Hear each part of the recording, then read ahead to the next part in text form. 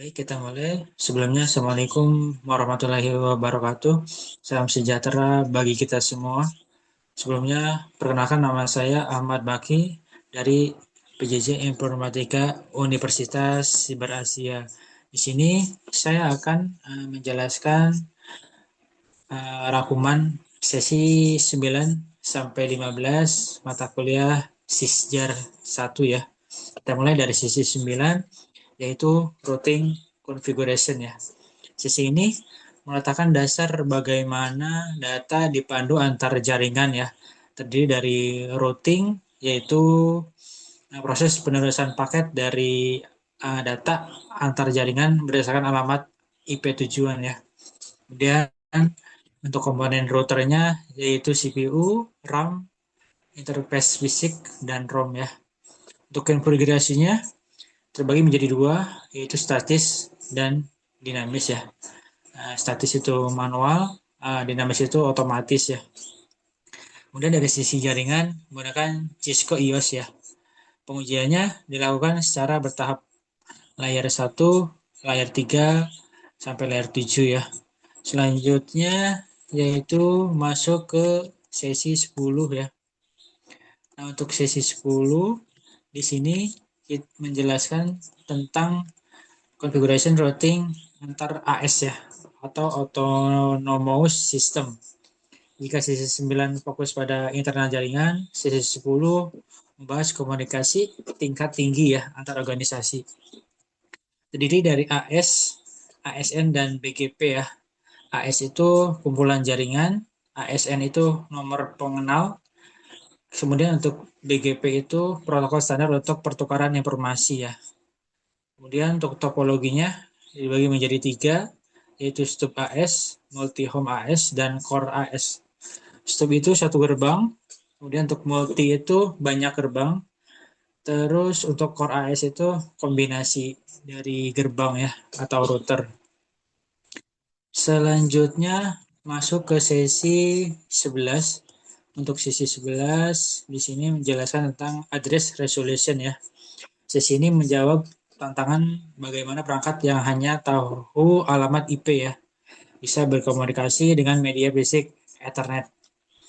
Terdiri dari layer 2 dan layer 3. Untuk ini komunikasi lokal ya. Kemudian ada ARP, protokol pementak IP ke MAC ya.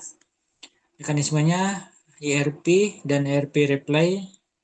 Kemudian untuk isunya efisiensi dilakukan melalui IRP dan spoofing ya.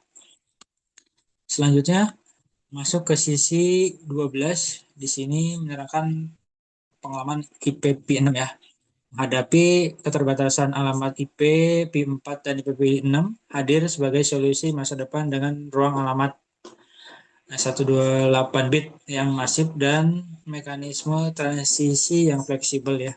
Terdiri dari transisi menggunakan dual stack ya. Kemudian representasinya format dengan aturan penulisan ringkas, jenis alamatnya unicast, multicast, dan unicast ya. Konfigurasinya bisa melalui Slack atau otomatis atau DHCP 6 terkelola. Baik, selanjutnya masuk ke sisi 13. Di sini menjelaskan Internet Control Message Protocol ya. Nah, ini bersifat base effort atau tidak komunikatif ya, yang memberikan umpan balik ketika terjadi masalah. Fungsinya pelaporan kesalahan. Kemudian ICP-MP6 itu lebih canggih karena menyertakan NDP untuk deteksi alamat.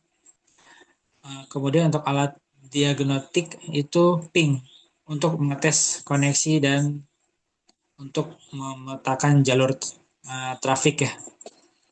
Itu untuk sesi 13. Kemudian untuk sesi 14 menjelaskan tentang transfer layer. Inilah lapisan yang memastikan data benar sampai aplikasi yang dituju, bukan sekedar sampai komputer yang benar ya. Nah, fungsinya segmen data, identifikasi aplikasi via nomor port, kontrol arul, dan kontrol kesalahan. Terdiri dari TCP dan UDP ya. TCP itu Transmission Control Protocol ya, berorientasi koneksi, sangat andal ya, menggunakan three-way atau cocok untuk email atau web ya.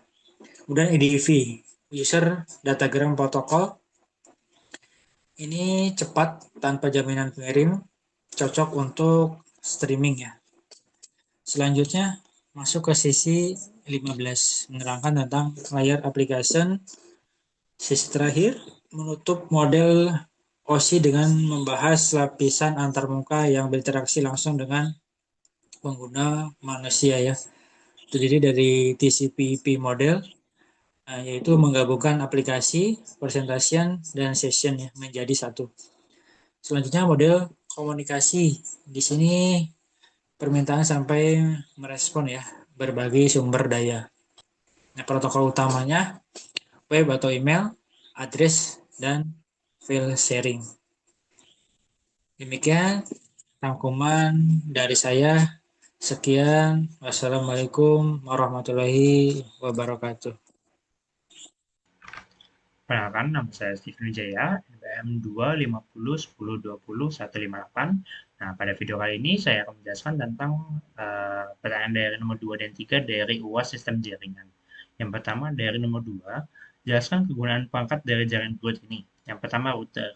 Router itu berguna untuk menghubungkan dua atau lebih jaringan yang berbeda segmennya. Lalu hub. Hub ini berguna untuk meregenerasi sinyal yang masuk ke dalam frame, lalu mendistribusikannya ke semua port lain. Nah, kalau switch ini berguna untuk mengirimkan data paket unicast yang diterima hanya ke port tujuannya sendiri, ke host tujuannya yang sudah dibuat sebelumnya. Jadi bedanya kalau hub dia ke semua port, kalau switch dia ke tujuan tertentu saja. Lalu server ini berguna untuk menyediakan layanan, sumber daya, penyimpanan data, dan juga aplikasi terpusat yang bisa diakses oleh komputer-komputer lain di dalam jaringan tersebut. Selanjutnya ke nomor 3, adalah koneksi antara dua buah network yang terhubung pada dua buah router menggunakan Cisco Packet Tracker. Di sini saya sudah buat untuk Cisco Packet Tracker-nya. Perintah untuk laptop 0 dan juga laptop 1. IP address-nya kita bisa lihat ya di IP configuration-nya sudah saya buat juga. Di sini IP address-nya 192.168.1.2 dengan submask-nya 255.255.255.0 dan juga default gateway-nya di 192.168.1.1. Ini untuk laptop 0, lalu laptop 1-nya.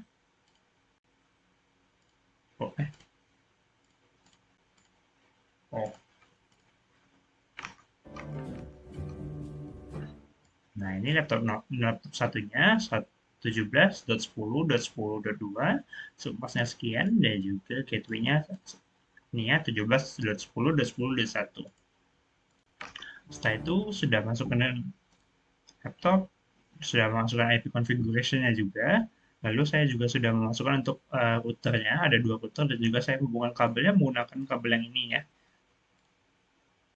Kabel yang ini di port 0,0, ini dengan yang ini. Lalu router 0, router 1 ini port 0,1, 0/1, dan juga router 1 ke laptop 1 tetap di port 00. Setelah saya membuat IP konfigurasi dari kedua laptop tersebut, saya masuk ke konfigurasi di router 0-nya. Yang pertama, saya lakukan di konfigurasi dari fast Ethernet yang 0/0. Di sini, kita masukkan di default gateway yang laptop 0 tadi. Subnet masknya kita masukkan. Lalu port statusnya kita masukkan ke on. Lalu 0.1, ini kita akan ini akan kita membuat data dari si routernya ini. Kita masukin 10.10.10.1 dan juga subnet masknya. Jangan lupa untuk mengonkan port statusnya. Jika sudah, masuk ke router 1, sama, masuk ke fast Ethernet 0-nya. Kita masukkan dari default gateway yang laptop 1 ini, 17.10.10.1 dan juga subnet masknya. Lalu untuk fast Ethernet-nya, kalau yang ini tadi 10.10.10.1, ini kita masukkan yang .2-nya. Lalu subnet masknya sama, 255.255, Port statusnya kita sudah on kan. Setelah itu, kita harus melakukan statis di configuration-nya ini. Static, kita masukkan networknya, tujuh via masnya dan juga netshopnya ke 17.10.10.2. Nah, ini nanti kita dari sini, kita masukin tujuannya sini.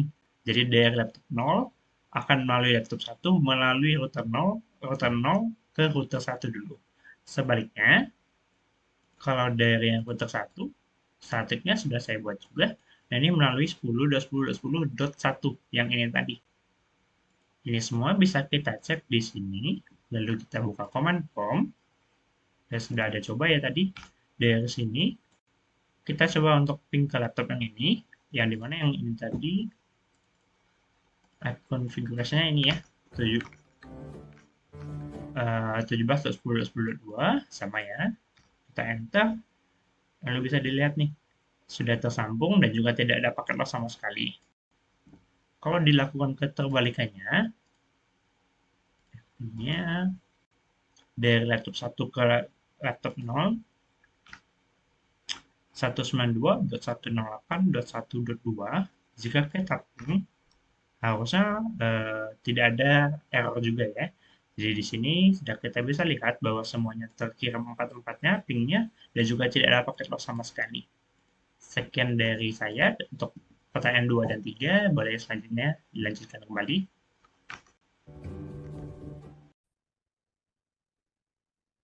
Assalamualaikum warahmatullahi wabarakatuh. Perkenalkan, nama saya Alir Sandar dari kelas I405 Informatika. Kali ini saya akan menjelaskan tentang soal nomor 4 di ujian akhir semester. Di sini, di soal nomor 4, yaitu ada gambar topologi di Cisco Packet Tracer. Dan kali ini saya akan menjelaskan apa topologi yang pada di gambar tersebut. Satu, perangkat yang terlibat yaitu ada satu buah router, dua buah switch dengan tipe switch 24 port, lalu ada dua buah server, lalu ada 6 buah PC. Lalu untuk struktur topologinya berdasarkan penamaan dan konvensi umum di simulator jaringan seperti Cisco Packet Tracer, berikut ada susunan yang paling mungkin menurut saya. Ada lapisan inti atau distribusi layar. Router bertindak sebagai gerbang utama atau gateway dan penghubungan antar jaringan interworking. Lalu ada lalu router terhubung ke dua switch utama yaitu switch satu dan switch 2. Ini menandakan bahwa router bertugas untuk merutekan lalu lintas data antar dua jaringan lokal yang pada fitur di situ disebutnya fitur VLAN dan subnet yang berbeda. Di bawah masing-masing switch ada lapisan akses layer. Switch terhubung ke router di bawah switch, lalu terhubung ke perangkat server, lalu ke perangkat PC.